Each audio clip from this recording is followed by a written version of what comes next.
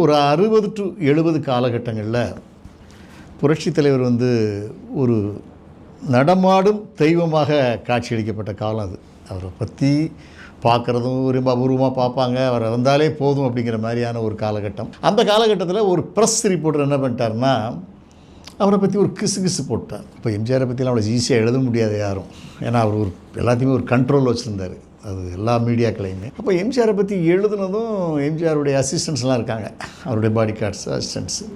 அவங்க போய் தலைவர்கிட்ட போய் சொல்கிறாங்க, தலைவரை இந்த மாதிரி ஒரு பத்திரிகையாளர் எழுதிட்டார் தலைவரை, எம்ஜிஆர் எதுவும் சொல்லவில்லை. அப்படியா? அப்படி என்றால் அந்த பத்திரிகையாளர்களை நீங்கள் இங்கே அழைத்து வாருங்கள் அப்படிங்கிறாரு. அந்த எக்ஸுங்கிற பத்திரிகையாளருக்கு ரொம்ப ஒரு சின்ன உதறல் ஆயிடுச்சு. ஐயோ, எம்ஜிஆர் கூப்பிட்றாரு, நம்ம வேறு தப்பாக எழுதிட்டோமே. அண்ணே, தெரியாமல் நடந்துருச்சுண்ணே, நம்ம ஆஃபீஸில் வேலை பார்க்குற ஒரு சின்ன பையன் தெரியாமல் எழுதி விட்டானே, எனக்கே தெரியாது, நான் ஊருக்கு போயிட்டேனே, தவறு நடந்துருச்சுண்ணே. நோ, அதுக்காக உங்களை நான் வர சொல்லலை.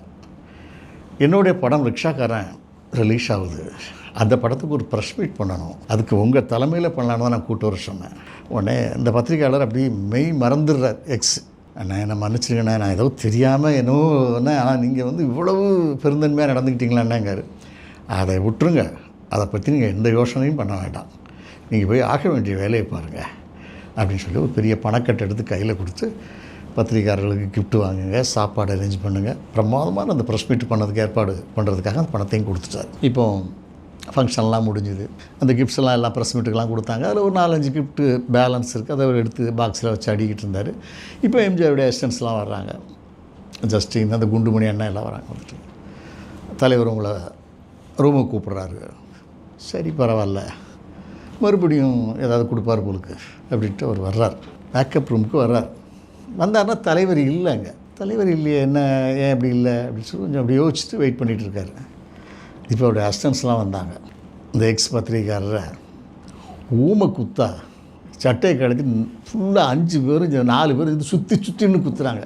எம்ஜிஆர் எவ்வளோ பெரிய ஆள், அவரையும் எழுதுவேன், அவரை பற்றி உனக்கு தெரியுமா, அவர் மக்கள் மத்தியில் எவ்வளோ பெரிய தலைவராக இருக்கார், புரட்சி தலைவர், மக்கள் தலைவர், அவரை எழுதுவேன், ஜங்குன்னு குத்துறாங்க.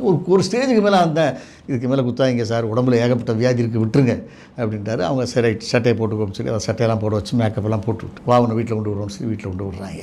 மறுநாள் பத்திரிக்கை போகிறோன்னா எம்ஜிஆரை பற்றி வானளாவிய இவர் பாராட்டுறதே இருக்குது ஃபுல்லாக. அது நடந்துகிட்ருக்கு. இதில் ஒரே ஒரு விஷயம் என்னென்னு கேட்டிங்கன்னா, எம்ஜிஆர் எக்ஸுங்கிற பத்திரிகையாளரை அவருடைய உதவியாளர்கள் அடிச்சிட்டாங்க. அந்த அடித்த அடி புரட்சித் தலைவருக்கு தெரியுமா தெரியாதா, அது இன்று வரை அது ஒரு புரியாத புதிர் தான்.